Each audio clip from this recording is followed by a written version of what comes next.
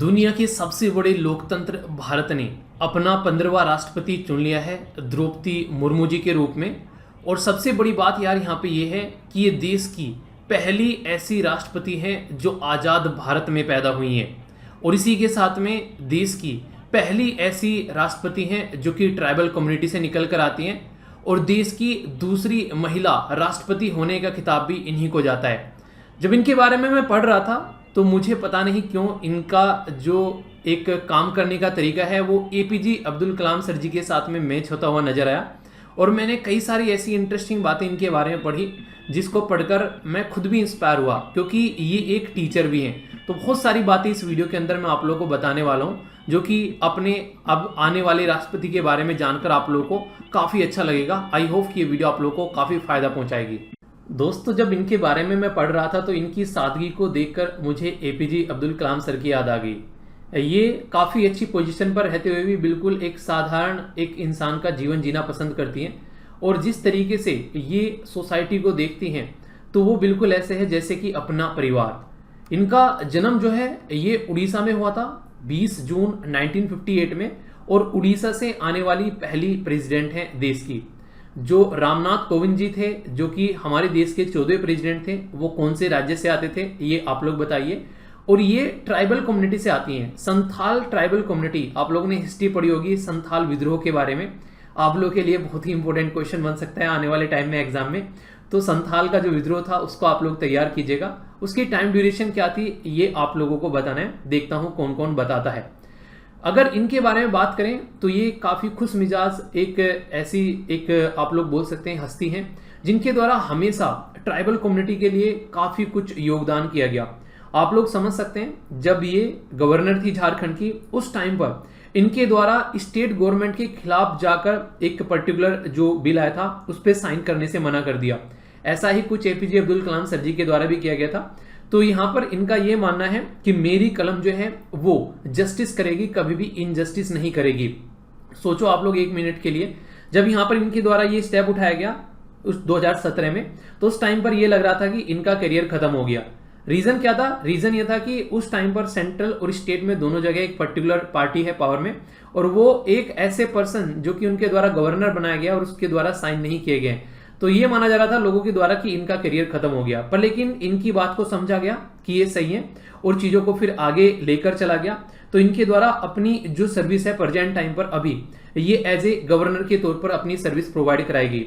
इससे पहले अगर बात करें 1997 तक ये एक टीचर थी। ये काफी एक ऐसी चीज है जो मुझे कनेक्ट कर गई इनके साथ में।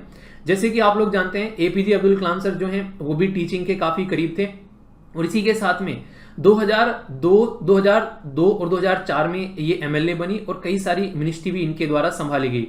2007 में इनको नीलकंठ अवार्ड दिया गया बेस्ट एमएलए का। आप लोग समझ सकते हैं ये अवार्ड उस इंसान को दिया जाता है जो कि अपने फील्ड में एक बेहतरीन सर्विस प्रोवाइड कराता है। तो इसका मतलब यह है कि इन्होंने अपनी जो भी ड्यूटी की, जो भी रेस्पॉन्सिबिलिटी निभाई, उसमें इनके द्वारा दिल जान से अपनी एक तरीके से पूरा 100% दिया गया। और हमेशा एपीजे अब्दुल कलाम सर भी आप लोगों ने देखा होगा ऐसे ही काम किया करते थे। वो जहां पर जो भी काम करते थे वो उसमें 100% अपना दिया करते थे।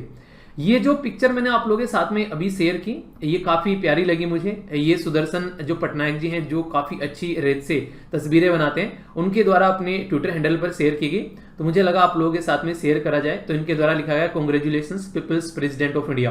तो ये अपने ही आप में यार एक बहुत ही एक ऐसा मूवमेंट आप लोग बोल सकते हैं कि एक ऐसे तबके से निकलकर आना, देश का प्रेसिडेंट बनना। तो ये हमारी डेमोक्रेसी, हमारे लोकतंत्र की स्ट्रेंथ दिखाता है कि हाँ हमारा लोकतंत्र आज जीवित है, कि एक ऐसा इंसान भी देश का प्रेसिडेंट बन सकता है जो आदिवासी कम्युनिटी से निकलकर आता है। अक्सर हम इंसान को उसकी ऊंचाइयों से देखकर ये सोचते हैं वाह यार इस इंसान की जिंदगी कितनी शानदार है, पर लेकिन जब आप किसी इंसान की हिस्ट्री उठाकर पढ़ोगे तो आप लोगों को देखने को मिलेगा कि वो इंसान अंगारों पर चलकर यहाँ तक पहुंचा है। अगर बात करें इनकी जिंदगी के बारे में तो 2009 से लेके 2014 का जो टाइम पीरियड था वो इनकी जिंदगी का काफी दुख भरा जीवन आप लोग बोल सकते हैं, क्योंकि 2009 में इनके द्वारा अपना बड़ा बेटा, 2013 में इनके द्वारा अपना छोटा बेटा और 2014 में इनके द्वारा अपना हस्बैंड खो दिया गया। तो आप लोग इससे अंदाजा लगा सकते हैं कि एक ऐसा इंसान जिसकी जिंदगी में से 3 उसके चाहने वाले चले जाएं तो कैसा उस इंसान को फील होगा। तो ये इसलिए मैं आप लोगों को बता रहा हूं कि जिंदगी में कोई भी प्रॉब्लम आए पर फिर भी इंसान आगे बढ़ता रहता है। तो ये तभी पॉसिबल है जब इंसान जो है अपनी जिंदगी का महत्व समझता है। 2015 में जब लगा 2014 में इनके हस्बैंड की डेथ हो गई, उसके बाद में फिर इनके द्वारा अपनी जिंदगी को आगे लेकर चलने की बात की गई और उसके बाद में ये झारखंड की गवर्नर बनी। तो 2015 से 2021 तक ये झारखंड की गवर्नर रही। इनके द्वारा अगर बात करें, जो भी ट्राइबल कम्युनिटी से रिलेटेड जो भी इशू आया उसके ऊपर जोर शोर से उसको सपोर्ट किया गया। और इसी के साथ में बहुत सारे ऐसे इश्यूज हैं जिसमें ये, जैसे कि हिंदी लैंग्वेज को लेकर ये काफी प्रखर है, यानी कि देश की जो भाषा है उसको हिंदी के तौर पर आगे लेकर चलने में ये अपना काफी बड़ा योगदान भी निभाती है। कई बार तो ये बोला जाता है कि इतनी सिंपल है कि मारुति 800 से ये चला करती थी, जो कि मुझे फिर से कनेक्ट कर गया इनका जो ये नेचर है एपीजे अब्दुल कलाम सर के साथ में। और जब मैं इनके बारे में पढ़ रहा था, एक बड़ी ही इंटरेस्टिंग सी स्टोरी मेरे सामने निकल कर आई।